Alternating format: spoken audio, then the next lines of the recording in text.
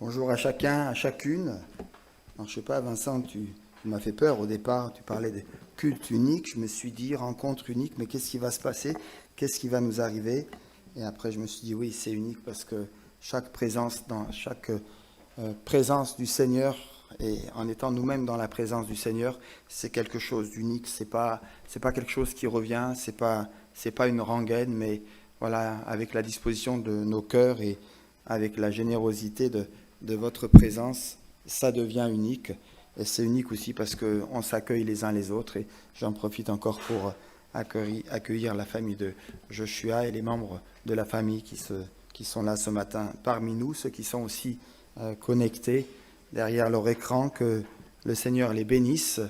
On a parlé de faiblesse, de fragilité, de force, de tâtonnement, et dans tout cela, comme un peu un piano avec les touches blanches et noires, eh bien Dieu crée de la mélodie, Dieu crée un chant de louange et d'adoration. Et je prie pour que voilà, ces textes qui sont devant nous et qui vont nous suivre quelques dimanches puissent nous encourager ce matin. Alors je vous propose une petite série de 2, de 3 réflexions qui suivront dans les dimanches qui suivent sur la vie du prophète Élie. Alors je n'ai pas mis de titre particulier, on pourrait en mettre plusieurs, mais simplement voilà, un parcours de la vie avec un verset qui va revenir régulièrement. Alors, qu'est-ce qui se passe? Voilà. Alors, le texte biblique est intégré dans mon message, donc vous allez le découvrir au fur et à mesure. Et on lit ce premier verset du chapitre 17. « L'Éternel est vivant, le Dieu d'Israël, devant qui je me tiens. Il n'y aura ces années-ci ni rosée ni pluie, sinon à ma parole. » Comme je viens de le dire, j'aimerais retracer avec vous, et Dieu voulant les dimanches qui suivront, une partie de la vie du prophète Élie. Élie, vous connaissez Élie? Qui ne connaît pas Élie? On le connaît tous, c'est un personnage intéressant et étonnant à la fois. Un homme certes exceptionnel, mais la Bible nous dit, l'épître de Jacques nous le rappelle, que c'est un homme qui était de la même nature que nous. Alors, on peut l'entendre, mais on se dit quand même c'était Élie, avec la fougue, avec la puissance qu'il avait, avec l'onction qu'il habitait. Et la parole de Dieu ose dire que Élie était un homme de la même nature que nous. Et ce qui fait qu'on peut se rapprocher de ce personnage et trouver en lui, ici ou là, quelques échos à sa progression de vie, à son expérience, à ses prières, à ses joies, à ses explosions de vie, à ces moments aussi parfois de décadence ou de dépression ou de solitude. Un homme qui a connu des temps de gloire, des temps de succès, des temps de bonheur, mais également ces heures de peur, d'inquiétude, de dépression, de solitude, comme je viens de le rappeler.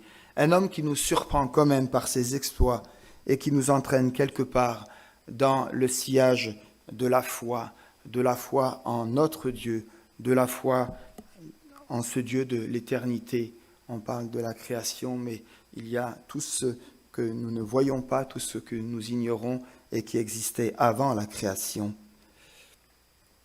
Nous ne savons rien du prophète Élie, ce grand serviteur de Dieu, avant son entrée assez abrupte, assez importante, au début de ce chapitre 17 du livre des Rois. Nous le voyons se dresser comme un homme qui a du courage, un homme sans peur ici devant un roi. Ce roi, il s'appelle Akab. Et un homme qui se présente dans toute sa plénitude et dans toute la puissance, habité par le Saint-Esprit. Avec ces paroles surprenantes, on est au verset 1er du livre des Rois, chapitre 17. Alors, il se présente. Élie, le Tishbite, l'un des habitants de Gaalad, dit à Akab, donc au roi, « L'Éternel est vivant, le Dieu d'Israël devant qui je me tiens.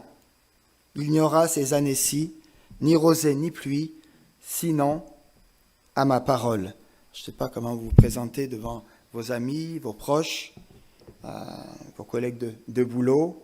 « L'Éternel est vivant, le Dieu d'Israël, devant qui je me tiens. Puis ensuite, vous continuez votre phrase ou vos questions. En tout cas, voilà comment Élie se présente. Ce verset ressemble à un coup de massue, un coup de gong. À l'heure exacte, au moment choisi par Dieu, un inconnu fait irruption ici dans l'histoire, dans la scène de l'histoire. Et j'ai envie de dire, dans cette lecture, Dieu nous surprend quelque part. Il n'a pas choisi de nous révéler ici la manière dont un tel homme a été préparé et travaillé. Et pourtant, dans le secret de son cœur, et on ne l'a pas forcément dans le texte ici, Élie le prophète a été façonné, il a été travaillé pour l'heure de Dieu. Avant que notre Seigneur ne place ses disciples, et vous en faites partie, j'en fais partie, devant les grands hommes et les Akab de ce monde, il y a toujours et il y aura toujours une période cruciale de préparation, souvent dans l'obscurité. Même pour notre Seigneur Jésus, il en sera ainsi.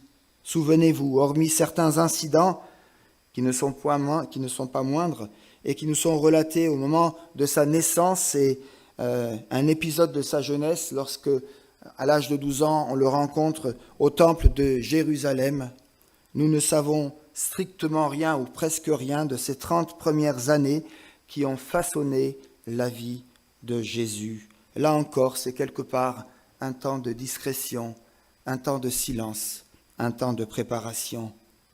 Chers amis, il se peut que, peut-être, nous en soyons là, vous en soyez là ce matin. Vous aussi, peut-être dans votre vie personnelle, dans votre vie professionnelle, peut-être même au regard de l'Église, de la communauté en tant que membre du corps de Christ, dans l'anonymat, dans l'écart de tous les regards, et pourtant, à votre insu peut-être et certainement, le Seigneur vous travaille et vous prépare à de nouvelles conquêtes. Il n'y aura ces années-ci ni rosée, ni pluie, sinon à ma parole. Drôle de parole. Qui est donc cet homme qui ose commander sur les éléments de la création? N'est-ce pas là quelque part une offense et un acte d'arrogance à l'égard du Dieu créateur? En réalité, ce n'est pas Élie qui parle ici, mais c'est le Seigneur, le maître de sa vie, qui parle au travers de son prophète, de son envoyé, de son messager. Élie était uni à son Dieu par une obéissance volontaire et dans une parfaite unité. Obéissance volontaire et parfaite unité, voilà le lot du chrétien, du disciple, de celui que Dieu aime par-dessus tout. C'est ce qui ressort quelque part et dit autrement sous la plume de l'apôtre Paul lorsqu'en 1 Corinthiens chapitre 6, verset 17, il dira « Celui qui s'attache au Seigneur est avec lui un seul esprit ». Eh bien, c'est ce que nous retrouvons ici dans ce positionnement, dans cette intimité avec Élie et son Seigneur. Le Seigneur utilise encore des hommes, des femmes, des jeunes qui veulent le servir. Et vous le savez, de tels instruments ne se façonnent pas en un jour. Dieu prend le temps de nous dépouiller, de nous préparer, de nous mettre au large, puis ensuite de nous envoyer sur la scène où nous allons être ouvriers, ouvrières avec le Seigneur.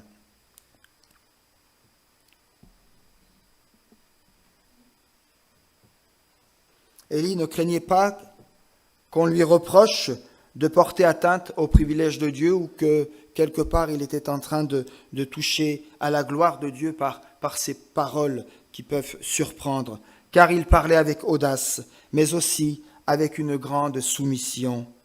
En effet, personne ne peut commander aux éléments de la nature s'il n'affirme d'abord quelque part, et vous pouvez comprendre l'intensité de cette phrase, de ce verset, « L'Éternel est vivant ». C'est une confession de foi, c'est une croyance, c'est dire publiquement ma foi. L'Éternel est vivant, le Dieu d'Israël devant qui je me tiens est vivant. Toutes les fois que vous faites ces choses, vous annoncez la mort du Seigneur jusqu'à ce qu'il revienne. Mes amis, notre Dieu n'est pas le Dieu des morts, mais le Dieu des vivants. L'Éternel est vivant. Se tenir devant le Dieu vivant, c'est quoi? C'est quelque part, et on pourrait dire tant de choses, c'est être engagé avec lui. C'est prendre sa place de disciple, mais il y a aussi un autre aspect, plus exigeant parfois, qui passe par la séparation du monde hostile, et parfois même nous sommes confrontés à des temps de solitude pour accomplir l'œuvre que le Seigneur nous a confiée. Et le prophète Élie, ne sera pas exempt de cela. Il devra emprunter ce chemin également. On parle d'Élie, mais il y a un contexte, et le contexte autour de ces récits de 1 roi 17, puis ensuite 1 roi 18, et puis ça suivra, c'est d'autres rois, d'autres autorités. Et ici, j'ai nommé la voix de Jéroboam qu'on retrouve dans notre texte. Lorsqu'Élie s'adresse et adresse ses puissantes paroles au roi Akab, on mesure un peu mieux la grandeur du prophète si l'on considère la personnalité du roi. Nous lisons dans 1 roi, chapitre 16, versets 30 à 33, et je fais cette lecture. « Akab, fils d'Omri, fit ce qui est mal aux yeux de l'Éternel, plus que tous ceux qui avaient été avant lui. Comme si cela avait été trop peu pour lui, de se livrer au péché de Jéroboam, fils de Nébat, il prit pour femme Jézabel, fille d'Eptabal, roi des Sidoniens, et il alla rendre un culte à Baal et se prosterner devant lui. Il éleva un autel à Baal dans le temple de Baal qu'il bâtit à Samarie. Akab fit aussi le poteau d'Akhéra, et Akab fit plus encore pour irriter l'Éternel, le Dieu d'Israël, que tous les rois qui avaient été avant lui. Quel contexte, quel triste contexte. Akab fit plus encore pour irriter l'Éternel. Les nombreuses abominations qui marquèrent le règne du roi Jéroboam deviendront le critère permanent permettant d'évaluer le degré d'apostasie et le degré d'apostasie qui existait et quelque part la figure de tous ses successeurs. Il est question dans ces textes de noms qui nous sont un peu étrangers mais qui ont marqué l'histoire dans cette période. Nadab, Bakesha, Léhéla, Zimri, Omri suivent tous la même voie, et entraîneront Israël encore plus dans le mal. Akab, quant à lui, fit le pire et a été le pire de tous ces despotes au cœur corrompu. Sa femme, Jézabel, avait personnellement veillé à faire exécuter presque tous les prophètes de Dieu. Élie restait seul, il pensait être seul. Et c'est devant un tel homme qu'il se tient maintenant, paisible, audacieux, résolu, prononçant cette parole qui résume tout son ministère. L'Éternel est vivant, le Dieu d'Israël devant qui je me tiens. Une fausse ressemblance, un sacerdoce qui n'est pas de Dieu. La voix de Jéroboam n'est pas simplement un exemple scripturaire ou historique ici dans notre texte biblique. Elle nous concerne de très près et constitue une saisissante image de ce que sera et de ce qu'est déjà un petit peu l'avenir. Je lis 1 roi 12, verset 28. 1 roi 12, 28. Après avoir pris conseil, le roi fit 2 veaux d'or et dit au peuple: vous êtes assez montés à Jérusalem. Israël, voici tes dieux qui t'ont fait monter du pays d'Égypte. Pour rappel, 3 fois par an, tous les hommes d'Israël devaient aller aux 3 fêtes principales qui s'y tenaient. Mais voilà qu'à présent, il y a un roi, le roi Jéroboam, qui, pour faciliter les choses, offre aux Israélites, au peuple de Dieu, des veaux d'or aisément accessibles. En veux-tu, en voilà. Plus besoin donc de monter à Jérusalem, plus besoin de se retrouver en communauté, plus besoin d'aller à l'église. Jéroboam établit une maison de haut lieu et des sacrificateurs pris parmi tout le peuple et qui n'appartenaient pas aux fils de Lévi. Peut-être même, mais ça le texte ne nous le précise pas, que Jéroboam a fondé ici ou là quelques séminaires ou écoles pour assurer à certains une carrière en osant les nommer prêtres. Mais ces personnes, mes amis, n'étaient pas des Lévites. Ils n'avaient pas été désignés ni choisis par Dieu. Autrement dit, leur ministère ne venait pas de Dieu, mais des hommes. Frères et sœurs, nous sommes en face d'un monde qui meurt, d'un monde qui est aussi traversé par une crise d'identité morale et spirituelle profonde. Un monde qui meurt parce que plusieurs se font passer pour ce qu'ils ne sont pas. Ils ne sont pas des représentants de Dieu. Aujourd'hui encore, les voix de Jéroboam se profilent un peu partout, parfois même dans nos structures et bien sûr dans notre société moderne. Au regard de ce que la Bible annonce, nous allons un jour assister à une sorte de constitution d'une, comment la nommer, une église mondiale, une église universelle, qui prêchera sa religion à sa convenance. Et si vous en êtes membre, il ne vous sera pas demandé grand-chose. Il ne vous sera pas demandé, entre guillemets, d'aller jusqu'à Jérusalem comme dans le passé. Tout sera mis à votre portée. On n'exigera pas grand-chose de vous. Les ministres, les représentants de ces sanctuaires-là emploieront peut-être la terminologie d'évangélique ou d'église évangélique ou de structure évangélique, mais ils ne connaîtront pas le Seigneur. Ce ne seront pas des Lévites, ce ne seront pas des sacrificateurs selon le cœur de Dieu. Sache que dans les derniers jours, il y aura des temps difficiles car les hommes seront égoïstes, amis de l'argent, vantards, orgueilleux, blasphémateurs, amis du plaisir plutôt que de Dieu. Ils auront l'apparence de la piété mais renieront ce qui en fait la force. Éloigne-toi de ces gens-là. 2 Timothée chapitre 3 à partir du verset 1er et suivant. Voyez-vous, il n'existe pas de véritable sacerdoce. Il se compose d'abord de tous ceux et de toutes celles qui sont nés de nouveau par l'Esprit Saint et qui s'attachent de tout leur être, de tout leur cœur au Dieu vivant. Et nous en faisons partie, je le crois, et je prie pour cela. Vous êtes une race élue, un sacerdoce royal, une nation sainte, un peuple racheté, afin d'annoncer les vertus de celui qui vous a appelé des ténèbres à l'admirable lumière. Ce faux sacerdoce qui se conformera au monde présent adoptera également, certainement d'ailleurs, un style de vie qui ne sera pas le nôtre, mais cela n'a rien de nouveau. La Bible nous en parle déjà.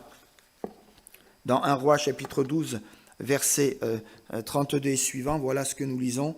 Jéroboam institua au 15e jour du mois une fête semblable à celle qui se célébrait en Juda, et il offrit lui-même des sacrifices sur l'autel.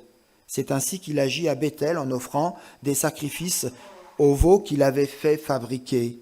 Il établit là un autel de prêtres des hauts lieux qu'il avait lui-même fondés. Cette fête était une contrefaçon. Elle avait certes toutes les apparences du culte véritable ordonné par Dieu en ce temps-là, mais elle n'était pas un culte véritable selon le cœur de Dieu. Un tel tableau avec ses faux dieux, avec ses faux prophètes, avec son faux culte, est l'image exacte de cette Église qui prendra place avant le retour en gloire de notre Seigneur Jésus.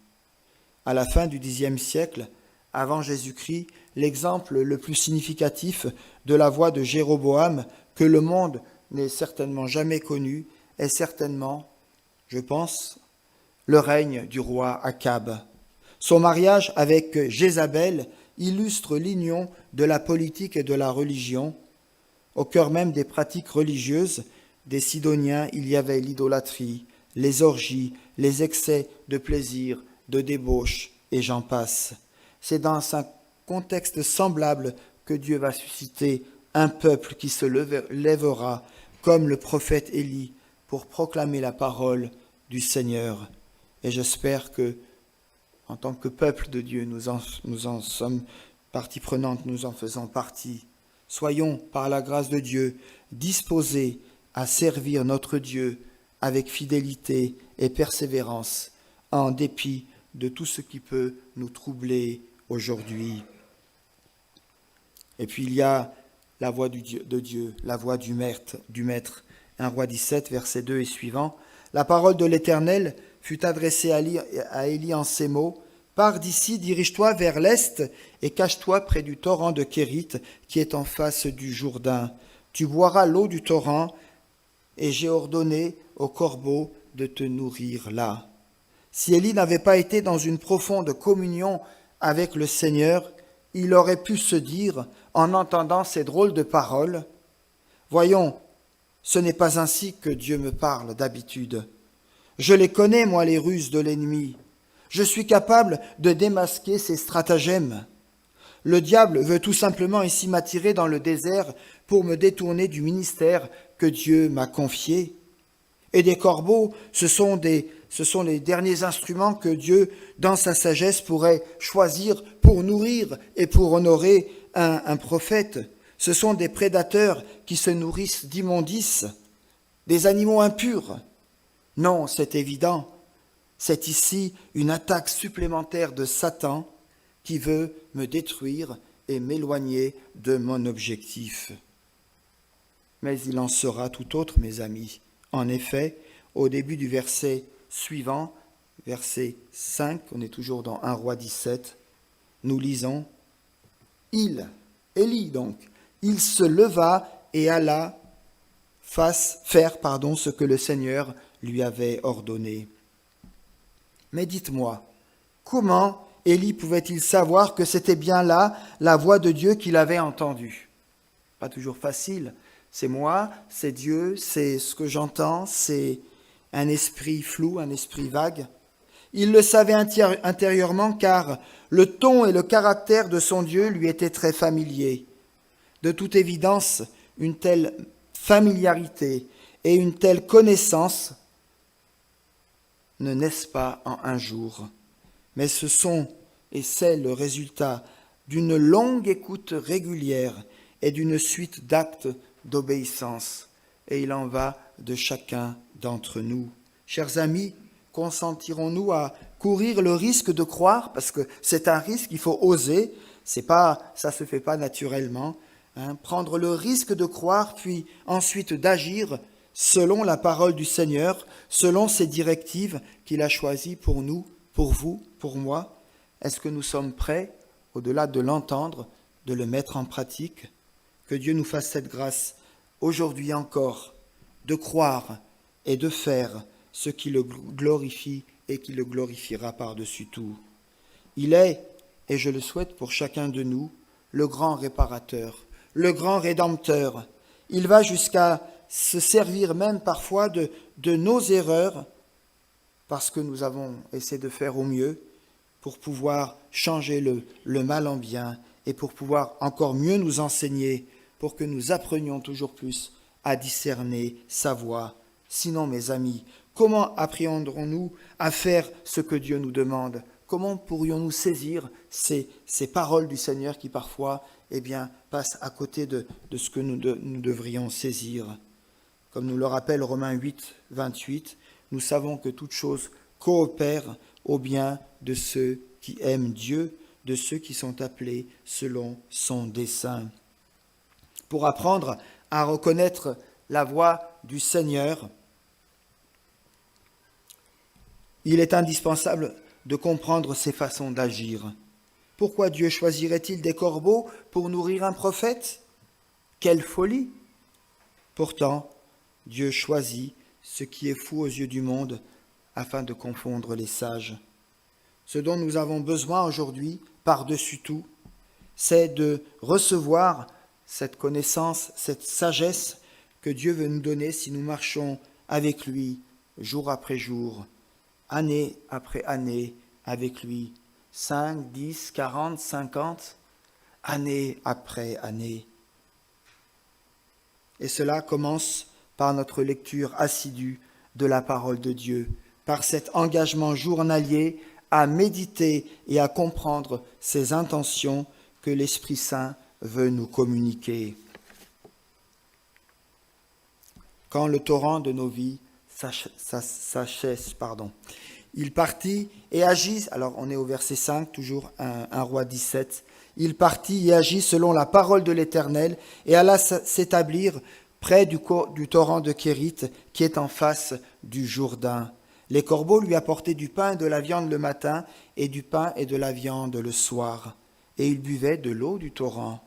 Mais au bout d'un certain temps, le torrent fut à sec, comme il n'y avait plus de pluie dans le pays. Qui donc est ce Dieu qui commence par conduire son prophète au bord d'un ruisseau, dans un lieu de sécurité et de bien-être, puis permet que ce ruisseau puisse être asséché? Qui est donc ce Dieu? En me posant cette question, je ne peux m'empêcher de me rappeler et de rappeler à ma mémoire ce beau verset de Jacques chapitre 1 verset 17 qui nous dit « Tout don excellent, tout don parfait et tout cadeau parfait viennent du haut du Père des Lumières, chez lequel il n'y a ni changement ni ombre de variation. » Voyez-vous, le peuple de Dieu, le corps de Christ, l'Église, ne sont pas la source même, mais ils sont les canaux par lesquels je reçois aujourd'hui ce qui m'est nécessaire pour ma foi, ma sanctification, ma maturité chrétienne. Mais en réalité, tout me vient de Dieu, tout me vient d'en haut.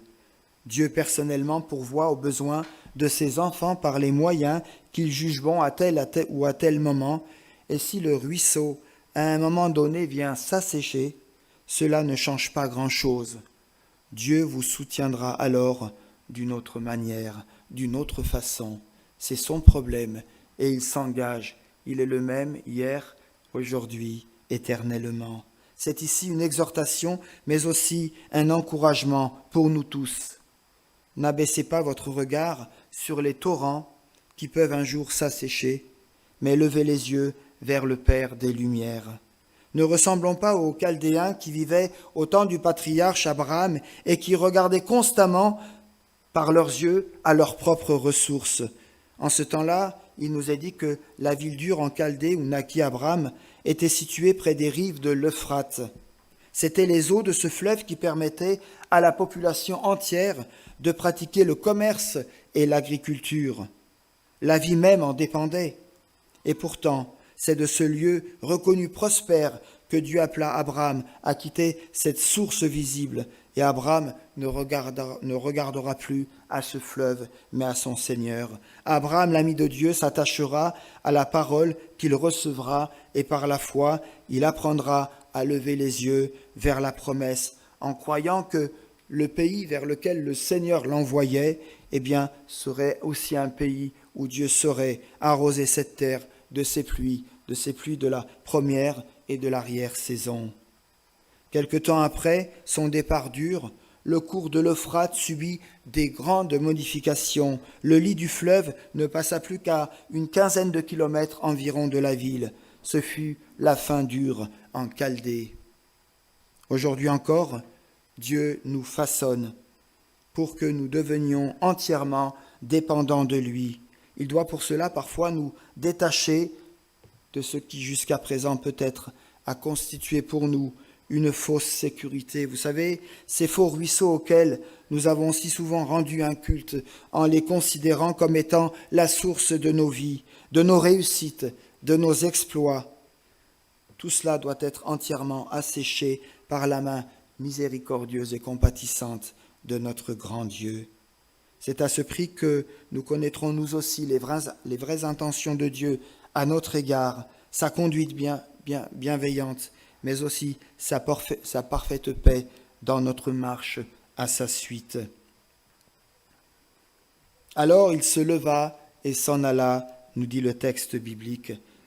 Alors la parole de l'Éternel fut adressée à Élie en ces mots, « Lève-toi, va à Sarepta, qui appartient à Sidon, reste-y, voici j'y ai ordonné à une veuve de te nourrir là. » Devant un ordre semblable, quelle serait la réaction de l'homme naturel tiraillé entre son propre désir et la voix de Dieu qui l'appelle. Voyons, Seigneur, on va remettre un peu de l'ordre dans tes projets. Soyons raisonnables. Cette femme n'est même pas juive. Cette femme vers laquelle tu m'envoies, c'est une païenne, une étrangère. Le coup des corbeaux, c'était déjà difficile à supporter.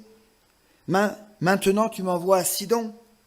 C'est de là que vient la reine Jézabel. L'impiété de ces païens est sans borne, Seigneur. En ce moment même, ils souffrent de cette famine qui a été annoncée par ma propre bouche. Regarde, Seigneur, cette femme païenne va-t-elle pouvoir venir et subvenir à mon besoin, moi, ton envoyé, moi, prophète hébreu? Jamais de la vie, Seigneur. La parole de Dieu nous dit qu'Élie se leva et s'en alla à Sarepta.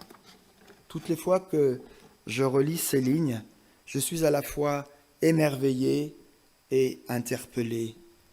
Quelle audace, quel empressement pour ne pas remettre à plus tard les demandes que le Seigneur est en train d'adresser à son propre prophète. Il partit et agit selon la parole de l'Éternel. J'aimerais que cette parole soit inscrite dans ma vie. J'aimerais que cette parole puisse s'inscrire aussi dans votre vie, dans votre témoignage, dans votre fidélité, dans votre assiduité.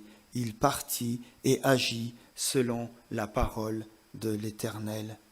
Que ce comportement soit aussi pour chacun de nous, le signe visible de notre engagement, de notre empressement, de notre obéissance pour le Seigneur. Il se leva donc et s'en alla sans si ou mais ou peut-être, sans même chercher à discuter avec le Seigneur, et il aurait pu le faire pour ici ou là trouver quelques arguments et pour aller autrement que cet ordre divin qui lui était adressé.